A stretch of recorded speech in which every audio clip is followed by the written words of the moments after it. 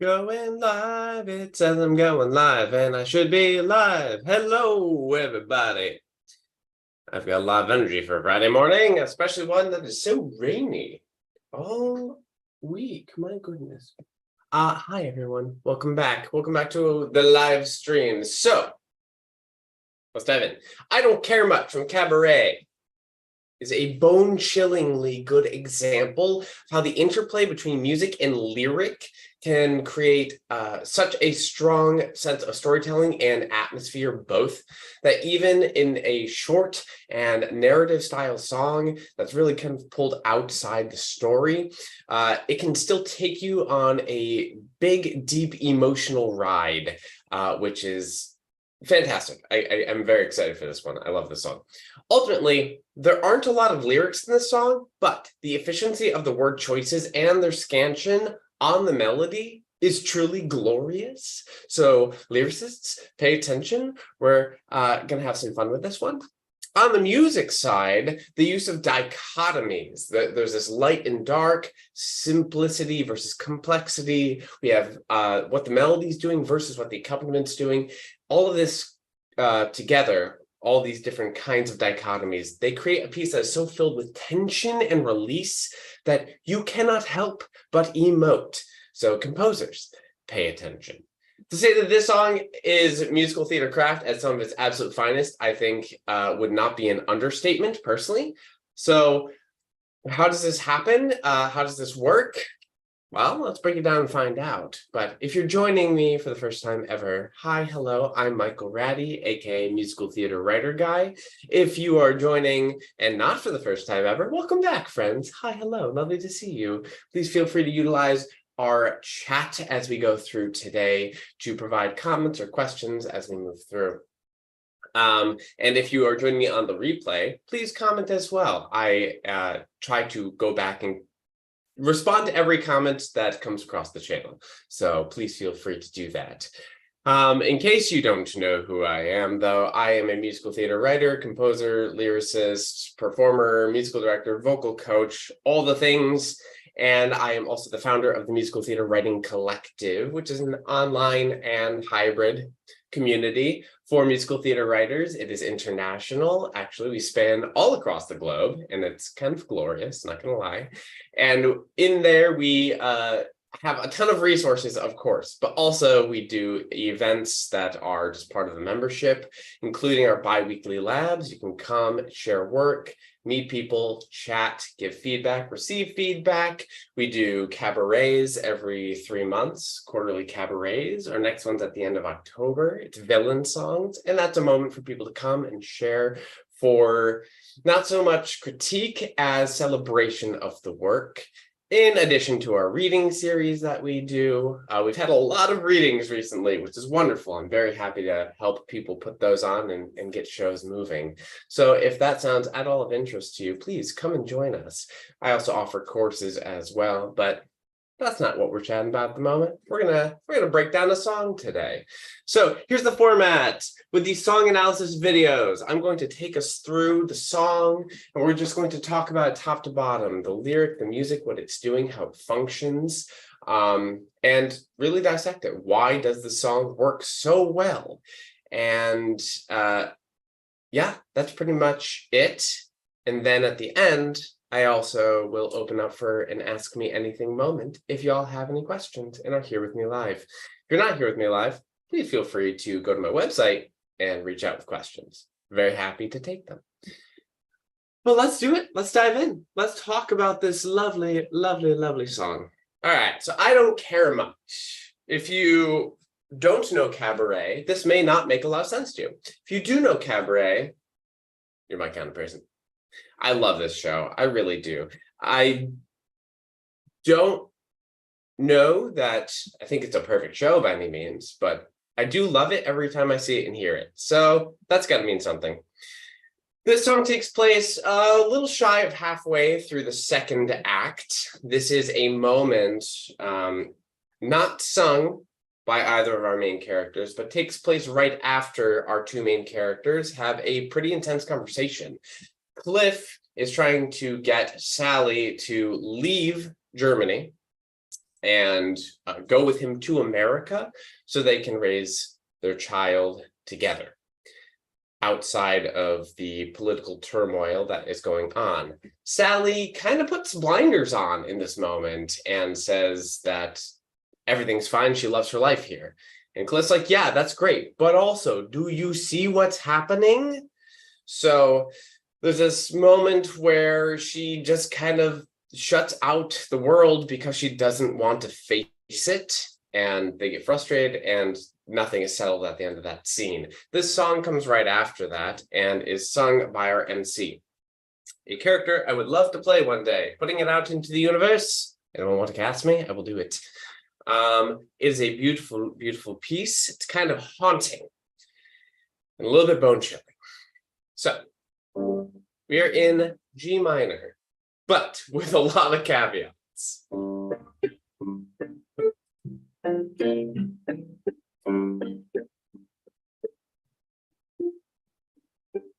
I just want to point something out real fast here, friends.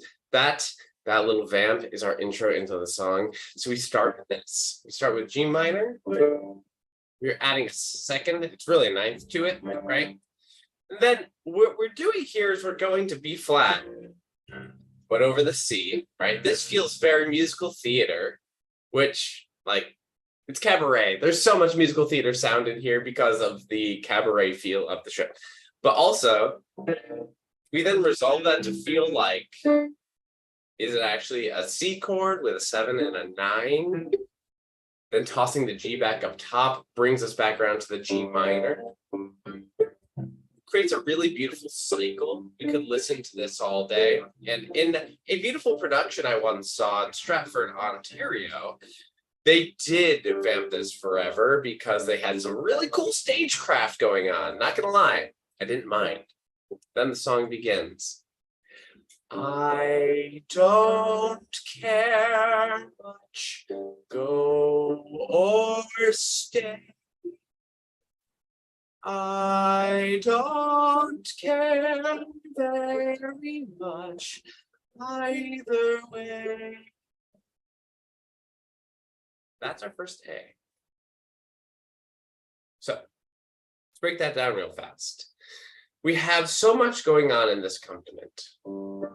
It's in 3, but with this 1, 1, 1, 1, right? It's got a waltz feel to it, but really we're stressing that 1, okay? So the melody, 1 note per measure for most of the melody. That is not a lot of real estate lyrics, this, right? I don't care much, go or stay. 7 syllables across half the A section. And then I don't care. First time we have something other than a dotted half note. Very much either way. 9. So 16 syllables total in our A section. Ooh, best of luck, right? So let's look at the efficiency of the lyric here. I don't care much, go or stay. That's crystal clear. We understand what you're saying. I don't know if we believe you based on the music, we'll get there. But I don't care very much. So we're using a decent amount of our real estate to say the same thing again, just adding the word very to it, right? Because we have to double down on this idea that we don't care. Either way.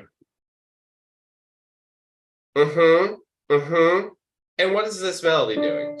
I don't care much, go or stay. Coming to that A, right? We're still in this pattern of the G minor, B flat, and C world here. But A, if you notice, is not in any of those chords. That's on purpose, and it makes this beautiful haunting sound, right? Because if we're starting here on this G minor, and we're going to the A, that is now our 2nd or our 9th. Really, it feels more like a 2nd because of the range of the voice on this. The MC is usually played by someone with a testosterone influenced voice. So we're getting that down here where I'm singing it. So it kind of feels more like a 2nd, right? Much, go or Stay. Now we're at B flat, C world in B flat. It's a major 7 here.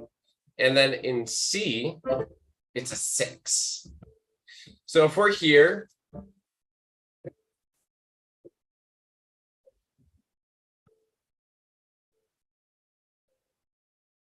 we're always creating a tension. We're never really resolving that fully, right? It says we have to do more, we have to say more, we're having a lot of feelings. Really nicely crafted, very simple. Then we move on to the other half of the melody. We're going to do a same lift here. Friends who are looking at composition, when you have 2 halves of an A that are going to do similar things. The first one has that 5th jump, but we're starting down here on the D. Now we're going to do the 5th jump, saying a very similar thing as before, adding the word very, but we're going to start on the G instead, okay? So now, I don't care very much either way. We're not going back to our G minor. We're staying in C, B flat land. I don't care very much. So is this note, is the D in this chord? Yeah, yes-ish, but where are we? Are we actually in C? Are we actually in B flat, right? It's kind of built to be wishy-washy. It changes depending on what measure we're in and what we're actually hearing, which means that that still creates a tension, even though D is in a B flat chord, right? I don't care.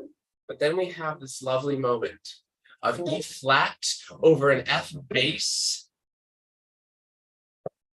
D is not in that chord, either of those chords, right? So that's where we're getting our crunch again, but it's major, it feels very lifted. I don't care very much. I apologize if you can hear the sirens. With the rain, there's been a lot of them today. Much either way.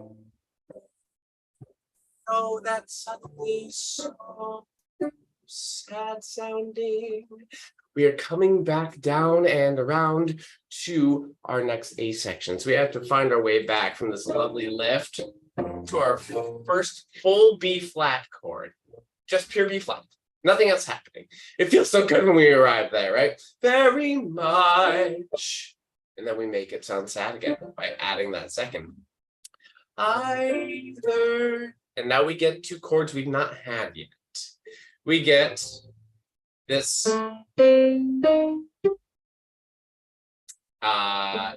It's written in the score as an A minor chord, and it does have that feel at first, but then adding in that E flat takes it so we're no longer really in A minor, and then we lift, well, not quite lift to the D major, which again, F sharp is not in the key center, right? But we're circling back around up to our G minor.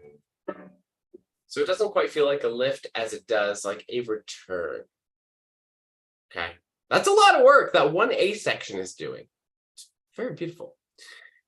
Now we're doing another A section. Again, same amount of real estate.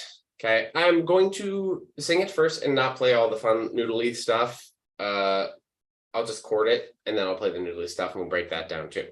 So just listening for the melody and the lyric here, we have hearts grow cold on the windy street.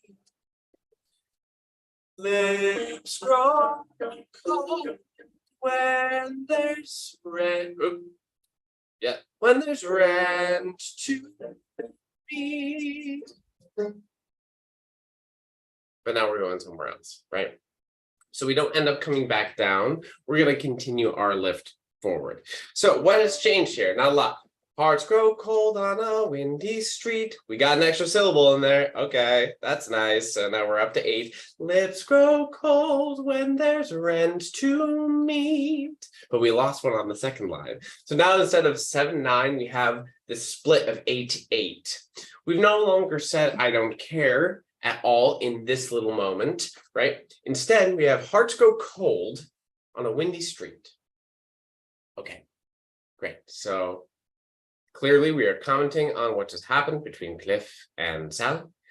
And then we have lips grow cold, which you think might go to something about kissing and warmth, but instead we say, when there's rent to meet, what is it about rent to be met that makes lips grow cold? Is that because we don't also therefore have the food to eat that we need? Is it that that causes so much stress that there isn't this meeting of the lips and therefore they grow cold, right? Hearts and lips, we're getting this idea of love and potentially intimacy. But that's not going to thrive. That is not going to survive in this moment, in this place. Why? Well, because the circumstances around them are going to force them to do something else, right? And how this is going to work out, we don't know yet. Very excited. Okay, so hearts grow cold on a windy street. Let's look at chord structure real fast. Lips grow cold when there's rent. That much stayed from the first A section. But we're going to stay in this B flat place as we finish the second A. To B, and then we're going to take it to a B flat 7. Oh, okay. So we're lifting to somewhere else, right? And if we're doing a B flat 7, we're probably going to E flat, right? Great. Lovely. Wonderful. Now let's look at some of the noodling that goes on here in the accompaniment. So we have these lovely descending thirds.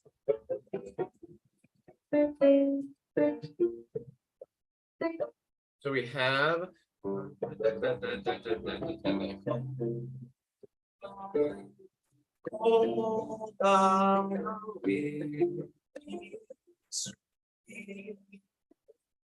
okay.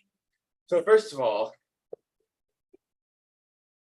that doesn't sound very happy, right? It helps build the atmosphere. But also, what are we talking about? We're talking about growing cold on a windy street. And there's something about the falling of these major thirds that makes it feel like we are doing something weather-wise that matches what we're talking about, right?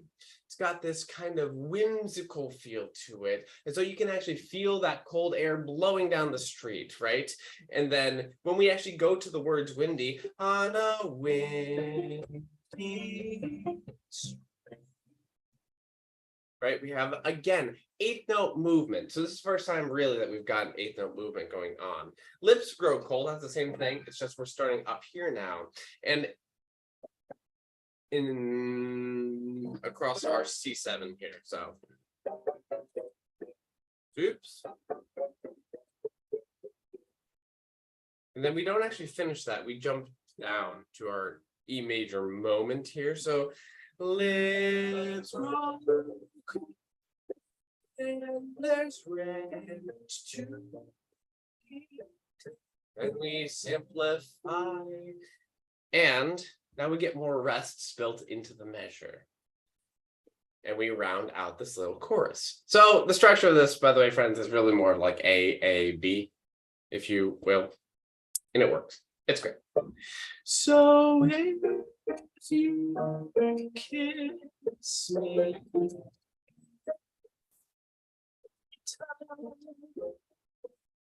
warnings fair, I don't care very much. Ooh, yikes, beautiful, but feels like, crap, right? It gives you a sense of foreboding, but coming off of this gorgeous lift, right? So we get pure E flat major. We are immediately going to take that away from you, going to E flat minor. But then we will deliver a little major again with a B flat major. And this feels a little funky, but it's not chromatic, right? Even though we have that fall in thirds again, there's something about it that feels more lifted because it's not chromatic this time. So oops. Again with that major to minor. And then instead of going back to our B flat major, which kept us feeling a little bit like, oh, there's some hope here, we move into a D minor to a G major 7, right? D minor, G major 7. These two chords have not been used yet at all. So it definitely tells us that, okay, we have gone on a journey. We've really done something else here by going to this 1, 2, 3, 4, 1, 2. But it also says, okay, our ear is pulling us back around to where we started somehow, probably through looking at our C as we did before. But now we are going to C minor very specifically. Just with that B flat added in, adding that 7 to our D7, which we've already done, pulling us back to here, right? Because that D7 is what pulled us back to our A the first time around after the end of the first A into the second, right? So it's a great little callback. Our ears are ready for it. But this progression feels like a lift as we slowly pull the rug out from under you. Like in a way where you don't even know it's happening because of the movement through major and minor in this beautiful chord progression, right? So one more time, just the progression here, because I do think that it is worth noting how much work it's doing, especially in its simplicity.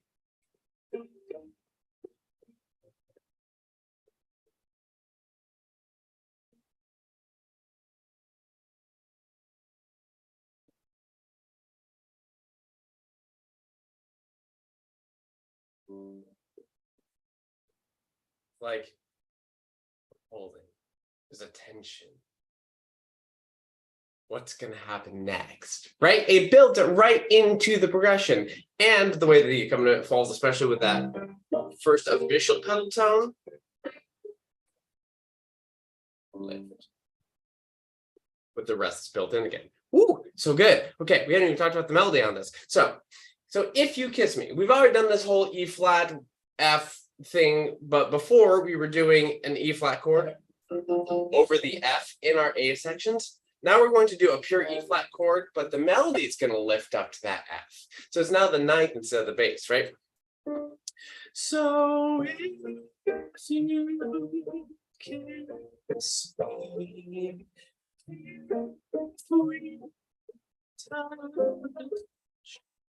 the only notes in that little melody, which is so pretty, is the F. That's the only one that's not in the chords that we're playing, right? So the if is getting importance. So if you kiss me, if we touch, again, with this idea of the embrace, are we talking about love? Are we talking about intimacy? Are we talking about both? Who's to say? Then we have no movement in the piano here. Warnings fair. So we're landing on the 7 of the chord. I don't care. Now we're finally on the 5th of the chord. Very much to the tonic. So good, right? So if you kiss me, if we touch, then we say something that is actually as dark as the piece feels for the first time. Warnings fair. I've given you a warning, right? But I don't care very much. Do we believe that these people don't actually care about each other that deeply? No. But what's beautiful about the way that this falls, having the MC sing this, is that with the major minor, with these lifts, with the lightness and the darkness here, and all the movement in the accompaniment versus the soaring melody, you can kind of see both perspectives being portrayed in this one song, right? Cliff's perspective of things are about to get real bad, and I really care for you. You need to come with me, right? That is included here. And then you also get this with all of the major and the simplicity coming in here, this idea of like shutting out the negativity of the world and protesting too much, saying, I don't care very much, right? Ooh, both represented in one song is so good. All right. But we do this again, different words. So, very much. I don't care much or stay. I don't care very much either way. That A section is exactly the same as the first time. Words, melody, and accompaniment. Nothing changes. Now we get something different on this A. Word sound falls when it goes too thin. Feet don't when the roof caves in. Oh, that's a little bit different. Yes. Not much change in the accompaniment. Actually, I don't think anything changed in the accompaniment. No, accompaniment is exactly the same. But we have words sound false when your coat's too thin. Feet don't waltz when the roof caves in. Oh boy, right? We've slowly peeled back. We're being a little more explicit here, right? So no matter what you say, if we are in such dire straits that your coat's too thin for the moment, which of course goes back to that idea of the weather and things are chilling down and being cold. Yes, there's that. But also, if your coat's too thin, that's a lack of protection. If we are not protected in some way, shape, or form, this is going to be a problem, right? So words sound false, no matter what you say. Even if it's I love you, even if it's I care, it sounds false because of that state of stress. Feet don't waltz. Don't or won't? Feet don't waltz when the roof caves in. Is that because your feet are no longer moving? Because you're no longer living? Or is that simply there's no space to waltz when that happens, right? You cannot enjoy life, Sally. If the roof caves in, if society around you crumbles, there is nothing left to enjoy. Come with me, right? Oh, so haunting. So good. And then we get the wrap up of the song.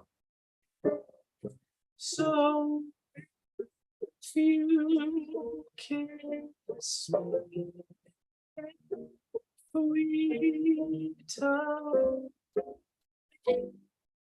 sudden punch, right? Warnings fair, I don't care.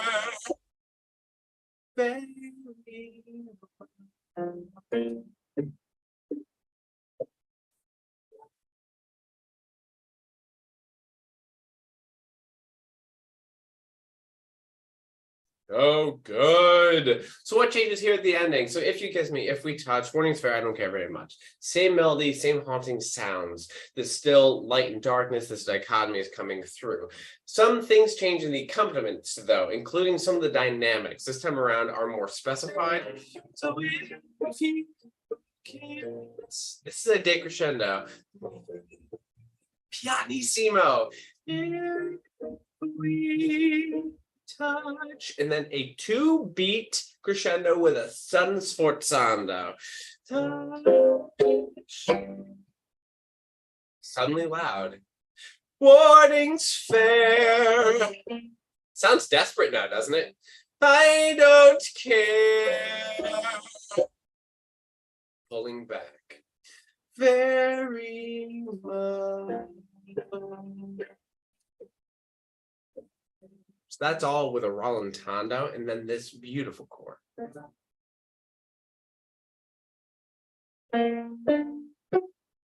So we're taking a B flat, we're augmenting the fifth. We have a major 7 on it. And then we just end with a simple tonic. Gorgeous, gorgeous piece. There's so much work being done in such a short period of time, right? And it does a great job of showing these two perspectives. And like I said, there are all these dichotomies, which can include Cliff's perspective versus Sally's perspective, but also all of the movement down here versus that slow, soaring melody. All the moments where we're choosing to remain inside the chord versus being outside the chord melodically, right? And then all the major and minor with this thing that is constantly cycling, right? It even tells us right here in the vamp that it's going to cycle the entire time.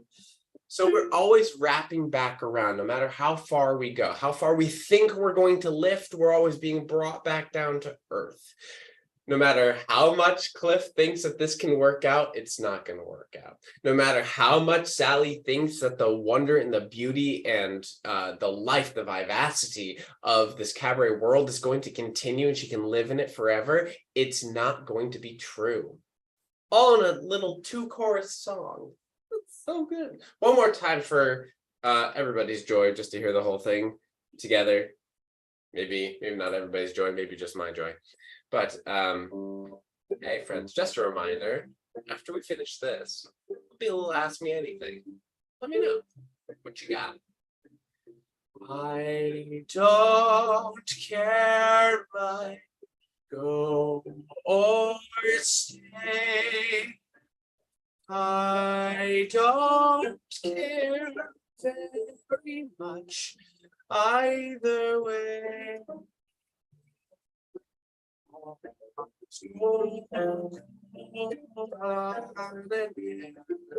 Or on a windy street, lives from friends to eat. So if you kiss me, morning's fair, I don't care very much. I don't care much go or stay. I don't care very much either way. It's true false, down falls when your coat's too thin. Feet don't waltz when the roof caves in. So if you kiss every time, warning's fair, I don't care very much.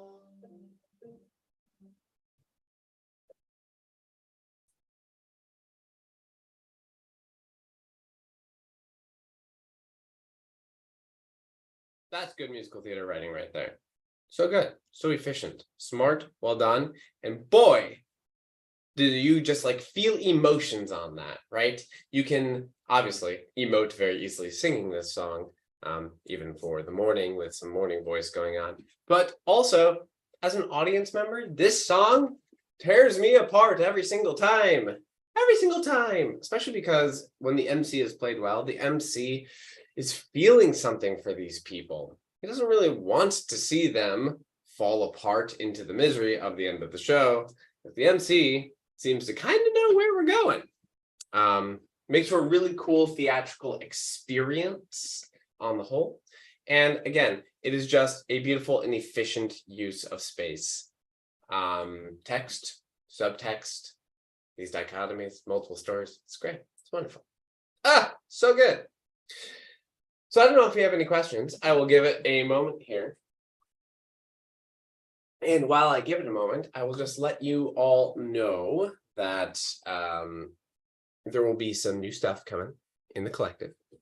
I am currently in beta on a program that, well, we're a few months in at this point, but we've been doing a beta test of a new program that I think is going to be extraordinarily exciting to everybody. I think it's one of the things that everyone really wants, and I don't really see being offered much. I'm also working on a physical product as well, kind of something to help you along with each of your shows in terms of gathering all your thoughts, having them in one place, calendaring out development and accountability.